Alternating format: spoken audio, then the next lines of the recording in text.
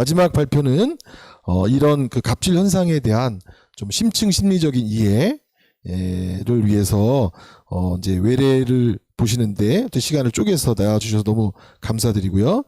정찬승 정신과 전문의 마음드림위원 원장님이시고 저희 재난정신의학회 재난정신건강위원회에서 중요한 또 팀장을 포함한 여러 역할을 해주시는 선생님입니다. 오늘 융합파 분석가이시면서 정신과 전문의 정찬승 선생님에게 갑질의 정신분석, 권력 컴플렉스 조금 지금까지 톤하고는 다르지만 어떤 갑질을 이해하는 데 도움이 될 만한 그런 말씀 청해서 듣도록 하겠습니다. 부탁드리겠습니다. 안녕하세요. 정찬승입니다. 오늘 중요한 자리에 불러주셔서 정말 감사합니다. 그 앞에서 여러 발표자분들께서 제도적인 개선점 또 문제에 대해서 잘 지적하고 또 많은 사례들을 제시해 주셔서 정말 큰 도움이 됐습니다. 제가 말씀드릴 부분은 저는 이제 클리닉에서 정신분석을 하고 또 정신과 진료를 하면서 한 사람 한 사람 개인을 봅니다. 또 개인의 마음의 심층에서 이러한 갑질의 문제에서 어떤 일들이 일어나고 또 우리가 어떤 생각을 좀 더 심도 있게 해야 되는지 그 부분에 대한 제 소견을 말씀드리고자 합니다. 시작하겠습니다. 소위 갑질이란 우위에 있는 자가 열위에 있는 자에게 부당한 권력을 악랄하게 행사하는 행태를 칭합니다. 통상 계약의 당사자를 순서대로 갑, 을로 지칭하여 우위인 자라고 또 상대방을 을이라고 합니다. 갑과 을이 계약을 맺음으로써 갑을 관계가 형성이 되는데 최근 들어서는 갑을 관계는 지위, 계급의 고하를 표현하게 되어서 현재는 대기업과 협력업체, 또 업주와 종업원, 상사와 부하 직원, 고객과 서비스업 종사자, 교수와 제자 등에 이르기까지 폭넓게 사용되고 있습니다. 소위 갑질이란 갑을 관계의 갑에 좋지 않은 행위를 비하하는 전미사인 질을 결합한 말로서 권력을 가진 자가 약자에게 행하는 부당행위를 지적하여 비난하는 유행어라고 볼 수 있습니다. 연일 뉴스와 인터넷 매체들을 통해 갑질의 사례가 전해져 국민들의 공분을 사고 있으며 또 진료실에는 갑질을 당했다 하는 사람들이 빈번히 마음의 고통을 호소하여 상담과 치료를 받고 있습니다. 개인의 마음의 고통은 시대의 문제와 뗄 수 없는 관계에 있습니다. 시대의 문제가 개인을 아프게 할 때 마음을 치료하는 의사로서 갑질 현상에 대해서 심리학적으로 이해해야 할 필요성을 실감하게 됐습니다. 그 시대의 다수의 구성원이 공감하고 공유하는 유행어에는 집단의식이 반영되며 또한 그 기저에는 각 개인의 개인적 무의식과 집단적 무의식이 관련되어 있음을 고려해야 합니다. 저는 소위 갑질로 불리는 사회현상에 대해서 임상에서 경험한 사례들을 고려하여 분석심리학적 관점에서 의식과 무의식의 차원에서 이해하여 갑질이 발생하는 원인과 그 부정적인 영향을 해결할 방안을 모색하고자 합니다. 임상 경험을 통해서 만나는 갑질의 사례는 크게 두 부류로 나눌 수가 있습니다. 첫 번째는 지속적으로 약자를 얕잡아보고 힘과 권력을 이용해 부당한 행위를 반복하는 상습적인 갑질입니다.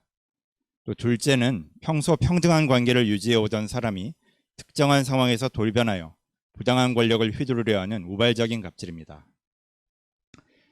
상습적으로 갑질을 하는 자는 대부분의 인간관계 또 사회적인 상황에서 자신의 힘을 과시하고 약자를 굴복시키고 조종하려는 성향을 보입니다. 공격적이고 오만하고 또 거들먹거리는 태도가 몸에 배어 있고 타인이 복종하고 굴복할 때 만족감을 느낍니다. 여러 사례들이 있는데 이미 앞에서 충분히 잘 제시해 주셨고 저는 간략하게 소개하는 데 그치도록 하겠습니다. 대기업 브랜드의 하청을 받아서 10여 년간 제조 공정을 운영하던 사장이 그 대기업의 하청업체를 관리하는 팀장으로부터 이제 온갖 인격적인 모욕과 또 일방적인 계약 해제를 통보받은 사례입니다. 이 하청업체 사장은 굉장한 분노에 휩싸였지만 도저히 그 자기의 생사 여탈권을 가지고 있다고 생각되는 그런 팀장에 저항하지 못하고 마침내 불안, 우울, 무기력에 빠져들고 불면증에 시달리고 또한 자살사고, 죽고 싶다는 생각에 사로잡히게 된 경우입니다. 두 번째로는 젊은 여자 교사의 사례인데요. 신규 임용되어서 부푼 꿈을 가지고 있었지만 교직의 선배인 그 학교를 지휘하는 남자 교장으로부터 시집은 언제 갈 거냐, 시집이나 빨리 가라, 여자는 이래서는 안 된다, 그거 하나 제대로 못하냐 하는 등 온갖 이런 언어 폭력과 비난을 모욕에 시달려 왔습니다. 그리고부터 이제 자기가 꿈꾸던 그런 교직에 대한 희망도 잃게 되고 또 정상적인 업무를 수행할 수 없게 된 사례입니다. 세 번째 사례는 충성을 다해서 대학원 시절에 모셨던 지도교수가 어느 날 그 지도학생을 불러서 학자로서의 꿈을 접게 한 사례입니다. 그래서 예를 들어서 아주 모멸감을 주는 말투로 이런 천한 것들에게는 자르져봤자 은혜를 모른다는 말과 함께 당신에게 학위를 줄 생각이 전혀 없다는 말을 듣고 이제 그동안 이런 착취당하고 이용만 당했다는 억울함과 이 어려운 가정 형편에서도 최선을 다했던 열정이 무너져 내리는 충격을 받은 사례입니다. 그래서 학자로서 성공할 수 있는 다른 길이 없었기에 포기할 수밖에 없었고 이후로 이제 다른 길을 하고는 있지만 이런 주기적으로 찾아오는 우울감이 그의 중년의 삶의 의욕까지 꺾어버리는 경우입니다. 그리고 사례 D는 공공단체 팀장의 사례인데 신규로 들어온 임원이 경쟁관계에 있던 기존 임원과 갈등을 일으키면서 이런 팀원들을 편가르게 하고 이 팀장에게도 모욕하고 또 분노를 폭발시키고 폭언을 한 사례입니다. 그래서 이 기존 팀장은 더는 버틸 수가 없었고 불안과 공황 발작, 우울감에 시달리다가 자신이 젊음을 바쳐서 성장시킨 그 기관에 마침내 사직서를 제출한 경우입니다. 그런데 이 사례에서 보면 이 신규로 들어온 이 임원 또한 불면과 불안, 또 공황 발작의 문제를 갖고 있으며 알코올 중독과 같은 문제도 심각했다는 걸 보고받을 수 있었습니다. 이런 상습적 갑질의 유형에서는 지속적으로 갑질이 일어나기 때문에 피해를 당한 사람은 심리적으로 만성적인 심한 스트레스를 경험하고 치료를 받기에 이르는 경우가 생깁니다. 이때 특징적인 임상 양상 중에 하나가 심한 무력감에 빠져서 상황을 개선시킬 의욕을 상실한다는 것입니다. 상습적인 갑질을 가한 사람은 타인의 심적 고통에 대한 공감 능력이 현저히 낮다는 점에서 반사회적 인격 특성을, 또한 권력에 몰두하고 자기중심적이라는 점에서 자기적 인격 특성을 고려할 만합니다. 상습적으로 갑질을 하는 자는 자신의 행동이 문제가 있다는 반성적 인식이 결여되어 있어서 그 행위 자체에 대해 상담을 받으려고 하는 경우는 극히 드뭅니다. 갑질을 당한 사람이 저항하려고 하면 더욱 철저히 비하하고 짓밟으려는 태도를 보이는 경우가 많습니다. 하지만 자신이 권력의 중심에 서지 못한 경우에는 불안과 우울, 불면 등의 증상을 겪고 오히려 본인이 치료를 받으러 병원을 찾는 경우도 있습니다. 다음은 우발적인 갑질에 대한 사례입니다. 평소 평등한 인간관계를 맺어오던 사람이 특정한 상황에서 폭발적으로 힘을 남용하려 하여 본인과 상대 모두 예상 밖의 상황에 당황을 하게 됩니다. 갑질을 하는 상황에서 감정 조절이 되지 않아서 본인도 불안과 공포에 압도되어 몸을 떠는 등의 신체 증상을 나타내기도 합니다. 예를 들어 상사로부터 심한 모욕과 비난을 들어온 이인은 우울증과 공황장애로 치료를 받고 있습니다. 이는 퇴사 후 다른 직장에 취업하게 됐습니다.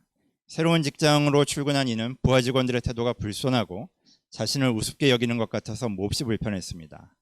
이는 자신이 이전 직장에서 상사에게 당했던 기억을 떠올리면서 최대한 부하 직원들을 인격적으로 대해주려고 노력했으나 마음이 점점 불편해졌습니다.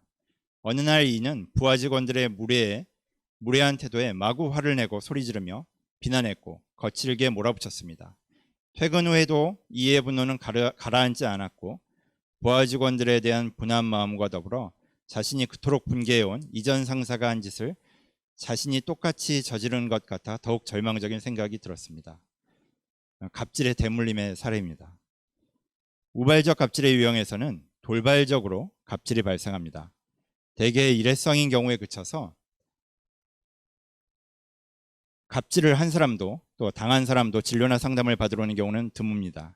임상 현장에서 관찰할 수 있는 사례는 기존의 정신분석을 받던 사례가 경험하는 것인데 가해자는 평소에 타인과 평등한 관계를 맺으려고 노력해왔고 다소 내향적인 사람들인 경우가 많습니다. 평소 조용하고 소심했던 사람이 갑자기 권력을 잡게 되거나 자신의 지위가 위협받는다는 생각이 들 경우에 폭발적으로 분노하고 주위 사람들을 억압하려는 모습을 보이기도 합니다. 주위로부터는 그 사람이 그럴 사람이 아닌데, 원래 그렇지 않은 사람인데 라는 말을 듣게 되는 경우가 많습니다. 본인도 놀라고 흥분해서 후회하거나 부끄러워하는 등의 내적 갈등을 겪습니다. 갑질을 당한 사람은 돌변한 상대방의 태도에 당혹감을 느끼고 신뢰가 무너지고 실망하게 됩니다. 갑질에 대해서 고찰을 하면서 먼저 권력 컴플렉스에 대해서 생각해 보겠습니다. 상습적이든 우발적이든 갑질을 당한 사람은 압도적인 권력의 공격에 무너져 이후로 의욕과 희망을 잃게 됩니다. 갑질을 한 사람도 뭔가에 홀린 듯이 화를 쏟아내고 소리를 지른 후에 자괴감과 우울, 불안에 빠지는 일이 흔합니다. 이것은 모두 자아와 이질적인 어떤 무의식적인 심리적 내용, 즉 컴플렉스의 현상입니다. 모든 인간은 무의식의 권력 컴플렉스를 갖고 있습니다. 갑질을 하는 사람은 무의식적인 권력 컴플렉스와 자아를 동일시하거나 권력 컴플렉스에 의해 사로잡힌 상태라고 볼 수 있습니다. 객관적인 상황 판단을 하기보다는 권력에 의해 모든 것을 판단합니다. 특히 권력에 집중할수록 타인과 자신의 감정에 대한 인지가 현저히 떨어집니다. 이는 건강한 자아 기능을 손상시키고 신경증적인 상태에 처하게 됩니다. 칼 구스타프 융이 지적한 대로 권력에 대한 집착은 본인이 표현하거나 인식하기를 꺼리고 있는 지독한 열등의식의 과보상인 경우가 많습니다. 갑질을 하는 자는 그 무의식에 자신도 모르는 심한 열등의식이 도사리고 있어서 이를 부정하고자 겉으로는 더욱 안하무인의 폭군 행사를 합니다. 갑질의 상황에서 갑과 을의 이야기를 들어보면 둘 다 자신을 피해자라고 생각하고 상대방을 비난하는 것을 자주 봅니다. 갑은 을이 무능하고 게으르고 무책임하다고 비난하며 을은 갑이 독재적이고 오만하고 폭력적이라고 비난합니다. 둘 다 자신이 혐오하는 것을 상대방에게서 보고 비난하는 것입니다. 이것은 자신의 무의식에 억압된 열등한 인격인 그림자상을 상대방에게 투사하는 현상입니다. 투사는 혐오스러운 인격이나 부도덕함이 자신에게는 없고 남에게만 있다고 생각하는 자기방어 수단에 그치는 것이 아니라 그러한 그림자가 자신의 무의식에 있다는 것을 의식화할 수 있는 기회를 제공해 줍니다. 갑은 자신의 감추어진 열등의식을 직시하고 인정해야 하며 을은 자기 내면에서 발휘되지 못한 채 벌어져 있던 권력욕을 발견하고 실현시켜야 합니다. 과연 갑질의 등장이 나쁘기만 한 것인가? 갑질은 앞에서 살펴보았듯이 힘을 부당하게 사용하는 것을 비하하는 유행어입니다.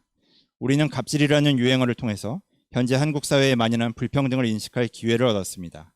그리고 상호 간의 그림자 투사를 통해서 각자의 내면에 억압되어 있는 그림자를 인식할 기회가 생겼습니다. 주목해야 할 것은 갑질의 피해자인 을은 분노에 떨면서도 한없는 무력감에 빠져서 적절한 대응을 하지 못하고 의욕을 잃은 상태가 지속된다는 점입니다. 실제 정신분석을 하면 초기에는 갑질을 당한 사람의 꿈에 외상 후 스트레스 장애의 트라우마 재경험 증상에 해당하는 반복적으로 갑질을 당하는 상황이 등장합니다. 갑질은 피해자의 마음에 심각한 트라우마를 남깁니다. 그러나 정신분석을 진행하는 과정에서 공격적이고 가학적이기만 했던 꿈속의 갑이 손을 내밀어서 화해와 협력을 청해오는 경우가 있습니다. 이를 계기로 피분석자는 기력을 회복하고 삶에 적극적으로 뛰어듭니다. 이는 자신의 무의식의 그림자와 권력 컴플렉스를 의식화하는 작업과 관계가 있습니다. 이것은 소심하고 무력한 자에게 자신의 무의식의 힘을 의식화할 수 있는 기회를 제공합니다. 갑질은 기본적으로 독재자나 폭군과 같은 권력의 오남용입니다. 권력의 우위에 있는 자는 당연히 이런 갑질을 해도 된다고 생각하고 열세에 있는 자는 자신이 당해야만 할 뿐 다른 방법은 없다는 무력감에 젖어 있습니다. 여기에는 지위 고하에 대한 뿌리 깊은 계급의식이 내재해 있습니다. 집단이 구분하는 계급만 보일 뿐 각자의 개인의 고유한 존재는 보이지 않습니다. 또한 한국 근현대사의 일제강점과 한국전쟁, 군부 독재라는 오랜 순환이 한국인의 마음속에 남긴 악영향이 있습니다. 정신적 가치와 인간 존중의 전통은 땅에 떨어지고 오로지 권력만을 추구하는 행태가 사회 곳곳을 병들게 했습니다. 인간은 모두 평등하다는 평등의식이 결여되었을 때 갑질이 나옵니다. 현대의 갑질은 무엇보다도 돈과 관계가 깊습니다. 돈은 권력의 다른 이름입니다. 호프만 슈탈의 희곡 예더만은 오만한 부자 예더만이 불시에 찾아온 죽음의 신에 끌려가게 되자 돈과 권력에 취해 수치심을 모르고 살아온 인생을 반성하는 줄거리입니다. 예더만이 그토록 자신만만하게 주무르던 재물에게 죽음의 길로 동행해달라고 청하자 재물이 던지는 냉소는 현대인에게도 여전히 유효합니다. 재물이 예더만에게 하는 말입니다. 바보 같으니라고 자넨 초라한 얼근이 지독한 바보야. 예더만 생각해봐. 난 이 세상에 남아있지만 자네는 어디에 남는가? 내가 자네 마음 속에 찔러 넣어둔 것이 있어. 자넨 그걸 위해 일했지. 그건 사치와 거칠애, 자만과 허풍, 그리고 저주스러운 음탕함이지. 이 모든 것들을 내가 자네에게 불어넣었지. 자네가 지금껏 고집을 꺾지 않고 사지를 다 뻗은 채 땅바닥에 지쳐 나동그라지지 않고 여전히 목을 쳐들고 있게 해준 것은 오로지 돈과 재산 덕분이지. 자네의 모든 용기는 바로 이곳에서 솟아오르는 거야. 보게, 돈이 다시 돈괴 속으로 떨어져 가는군. 이것으로 자네 행복은 끝장이야. 이제 곧 자네 의식도 사라져버릴 거야. 두 번 다시 나를 만나는 일은 없을 거야. 이 속세에 있는 동안만 자네에게 나를 빌려주었던 거야. 그러니 나는 자네가 가는 길을 함께 가지는 않아. 가지 않고 이곳에 남아 자네가 외톨이로 완전히 벌거숭이가 되어 고난에 빠지도록 내버려둘 테야. 자네가 손을 내밀어도 아무런 도움이 되지 않아. 이를 갈고 이를 드러내도 아무런 소용이 없어. 자네는 어머니의 뱃속에서 나왔을 때와 마찬가지로 벌거숭이가 되어서 무덤 속으로 들어가는 거야. 100년 전에 오스트리아의 극작가 호프만 슈탈이 쓴 희곡입니다. 여전히 현대사회에서도 유효하다고 생각합니다. 갑질은 사회적인 문제로서 올바른 평등의식을 심어주는 교육을 통해 우선 해결해야 합니다. 계급의식을 버리고 약자를 배려하며 각 개인의 개성과 존엄성을 존중하는 교육, 힘을 적절하게 사용하는 방법을 가르치는 교육을 실시해야 합니다. 힘은 남을 착취하고 억압하기 위한 것이 아니라 인생을 개척하고 이웃을 돕기 위한 것임을 가르치는 것이 중요합니다. 갑질에 대한 사회적 반성과 제도적 근절 대책은 반드시 필요합니다. 그러나 갑질을 멸시하고 금기시하는 집단적 대책만으로는 이 문제를 해결할 수 없습니다. 우리는 갑질 문제를 기회로 삼아 모든 사람의 심성에 깃들어 있는 무의식의 힘, 권력 컴플렉스를 발견하고 그것을 건강하게 의식화해야 합니다. 고유한 개인으로서의 인간은 갑과 을이라는 이분법으로 구분할 수 있는 존재가 아닙니다. 페르소나에 불과한 갑 또는 을에 자신을 전적으로 동일시할 경우 심각한 신경증이 발생합니다. 많은 한국인이 자신을 을로서 피해자라고 생각하여 갑질이라는 유행어가 탄생했지만 피해의식에 사로잡히면 모든 인간관계를 가해자와 피해자라는 구도로 왜곡하게 됩니다. 모든 인간의 내면에는 갑과 을이 공존합니다. 이를 인식하여 자신의 힘과 권력을 건강하게 발휘하도록 노력해야 합니다. 누군가가 마음의 치료를 받고자 할 때 그는 단지 갑질 등 하나의 문제만이 아니라 자신의 인생 전체를 가지고 치료자 앞에 마주 앉습니다. 갑질은 하나의 계기일 뿐입니다. 부모와의 갈등, 워커홀릭으로 자신을 잃어버린 생활, 뿌리 깊은 열등감, 과거 상실의 반복 등 모든 개인적 과거사와 함께 그렇다면 앞으로 어떻게 살아야 할 것인가 하는 인생의 문제가 펼쳐집니다. 그런 사람을 갑과 을 중에 하나로 규정하는 것은 그 사람의 내적 가능성을 제한하는 것입니다. 치료자는 그의 무의식에 접근하여 피해의식에 사로잡힌 의식의 범위를 확장시켜 새로운 가능성을 찾도록 해줘야 합니다.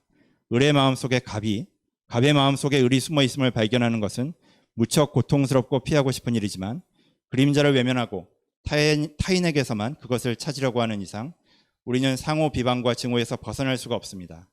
그림자를 직면하고 의식화할 때 그는 갑과 을의 종속관계를 뛰어넘어 독립적인 온전한 인격체가 될 수 있습니다. 감사합니다. 네, 감사합니다. 우리 정찬 선생님 어떤 그 사회 비평적인 융심리학 이론까지 오늘 저희가 토론을 들었습니다. 청취하시던 캣님이 2차에 이어 3차까지 참여할 수 있어서 굉장히 좋고, 코로나 타격으로 인해서 여러 사회적 문제를 생겼는데 이런 여러 사회적 문제를 같이 고민할 수 있게 되는 좋은 기회가 돼서 굉장히 좋은 시간이었다. 특히 또 다양한 분야의 전문가들이 섭외해서 다양한 전문가분들을 섭외해 주셔서 더 감사하다. 여러 단체나 직군의 입장을 들을 수 있었다. 이런 얘기를 또 주셨습니다. 그 심리 상담자로서 질문이 하나 있습니다. 코로나 블루의 영향으로 경제적으로 열악한 상황에 계신 분들에게 심리적 어려움을 충분히 표현해보고 공감하고 또 타당화해주며 그 불안을 견디고 일상을 살아갈 수 있는 힘을 찾아주는 것이 상당히 중요한 역할을 생각합니다. 하지만 생계 문제가 실질적으로 해결되지 않는 상황에서는 상담을 지속하는 게 쉽지 않더라고요. 이때 상담자의 어떤 효능감이 떨어지기도 하고 내담자와 함께 무기력감을 같이 겪을 가능성도 큰데 어떻게 상담을 진행하는 것이 좋을지 질문드리고 싶습니다. 그래서 아마 이제 잘 상담하시던 분이 생계의 어려움이 커지면서 이제 상담을 그만하려고 한다든지, 예, 뭐 들어봐 종결될 때 또 상담자 자신은 또 어떻게 앞으로 상담을 잘 할 수 있도록 자기 격려를 해야 될지, 아마 요즘 시기에 상담을 더 하겠다는 분도 계시지만 또 상담을 더 이상 못 하겠다 이런 분들도 계시는데, 이런 것은 어떻게 처리하면 좋겠는지 우리 그 유근분 선생님하고 창선 선생님 혹시 말씀하실 게 있으시면 부탁을 드리겠습니다. 네, 방금 말씀해 주신 바와 같이 상담, 정신치료, 분석에 있어서 현실적인 문제를 굉장히 진지하게 고려를 해야 됩니다. 그리고 또 한편으로 이렇게 전문 상담가라면 이것이 전통 정신치료에서는 어떤 현상으로 설명되는지를 이제 생각을 해봐야겠죠. 그래서 이런 치료를 중단하고자 하는 여러 가지 생각들, 또 더 이상 상담실에 오고 싶어하지 않는, 또 꺼려하는 여러 가지 마음들은 현실적인 사정을 고려함에도 불구하고 이것이 자신의 고통의 문제를 회피하고 싶은 치료에 있어서의 어떤 저항의 문제라고도 볼 수 있습니다. 그래서 현실적인 그분의 어려운 상황을 충분히 공감을 해주고, 또 이분이 너무 번아웃된 나머지 이런 빈곤이나 폭력의 문제는 그 자체로 이제 심각한 트라우마입니다. 자기 트라우마를 직면하고 싶어 하지 않고 또 회피하고자 하는, 어떻게 보면 치료는 굉장히 좋은 것인데도 더 이상 상담실로 찾아가고 싶어 하지 않는 자신의 고통을 회피할 수밖에 없는 그 무력감을 공감을 해주는 것이 필요합니다. 그런데 여기 질문을 올려주신 분의 말씀에 치료자도 아주 심한 무력감을 느끼고 어찌할 바를 모를 때, 그럴 때가 있죠. 우리가 너무 현실적인 문제가 크고 또 내담자, 피분석자가 고통에서 빠져나오고 싶어하지 않을 때 치료자로서는 무력감을 느낍니다. 본인이 이제 그걸 견디기가 어렵다면 혹시라도 이것이 자신의 과거의 경험이나 직간접적으로 경험한 역전이의 문제가 아닌지를 또 진지하게 생각을 해봐야 합니다. 그걸 위해서는 이런 치료자나 상담가 자신도 또 동료와 많은 대화를 나누고, 특히 도움이 되는 것은 자신을 지도해 줄 만한 적절한 지도자, 또 슈퍼바이저를 찾는 것입니다. 그래서 자신의 이런 무력감의 문제를 해결을 하고, 또 이 자신이 느끼는 심각한 무력감이 바로 이 내담자의 무력감을 공감할 수 있는 통로가 된다는 것을 잘 인식할 때, 또 이런 상담에 정말 넘을 수 없는 벽을 넘고 그 무력감 속에서, 어둠 속에서 작은 희망의 불씨를 발견할 수 있을 것 같습니다. 네, 감사합니다. 이제 마칠 시간이 되었습니다. 그래서 오늘 한 말씀씩 듣고 정리하도록 하겠습니다. 오늘 발표해 주신 분들이 또 이 자리에서 여러 가지 새로운 생각도 드시고 또 새로운 느낌도 있으실 텐데, 이 코로나 이후 코로나 블루, 또 코로나 자살, 이런 용어가 쓰이고 있는데, 특히 우리 취약한 노동자 계층 안에서 코로나 블루와 코로나 자살을 예방하기 위해서 우리가 이걸 해야 된다, 이런 게 있으면 말씀해 주시고, 특히 심리 정서적 부분에선 이런 거 했으면 좋겠다라고 제안해 주시면 큰 도움이 될 것 같습니다. 코로나19와 관련해서 이런 정신건강 문제에 대해서 꼭 드리고 싶은 말씀이 있는데, 그건 우리가 과거로부터 지혜를 발견하는 것도 매우 가치 있는 것이라는 것입니다. 과거 시대에서 우리는 이런 역병이 돌면 두 가지 방식을 취해왔습니다. 하나는 희생양을 찾는 것입니다. 그래서 저항할 수 없는 약자에게 이 재앙의 모든 잘못과 원망을 다 돌리는 것입니다. 그리고 그 저항할 수 없는 약자를 탓하고 또 비난하고 배척하는 것입니다. 재앙을 당하면 집단의 공격성이 올라가기 때문에 어딘가로 분출하는 것이죠. 이것은 이제 현대 사회에서는 더 이상 지속해서는 안 될 매우 어리석은 짓입니다. 또 과거로부터 배울 만한 것은 우리 조상들이 이런 역병과 재난의 시대에 가장 노력했던 점은 백성들의 억울함을 풀어주고 울분을 풀어주려고 노력했다는 것입니다. 그래서 정말 심지어 길에 버려진 시체까지 수습해서 장사를 지내줄 만큼 그런 원혼들을 달래주고 백성들의 억울한 죄를 풀어주고 곤경에 처한 사람들을 위로해 주려고 노력해 왔습니다. 그래서 이러한 지혜를 잘 이어받아서 우리의 공격성을 죄 없는 사람에게 분풀이하듯이 쏟아내서 이런 갑질을 행사할 것이 아니라 그동안 우리가 우리의 폭력성이 정말 괴롭혀왔던 그 가난하고 약한 사람들을 어떻게 위로할 것인가, 이 사람들의 울분을 어떻게 해소해 줄 것인가 찾고 노력하는 기회가 되면 좋겠습니다.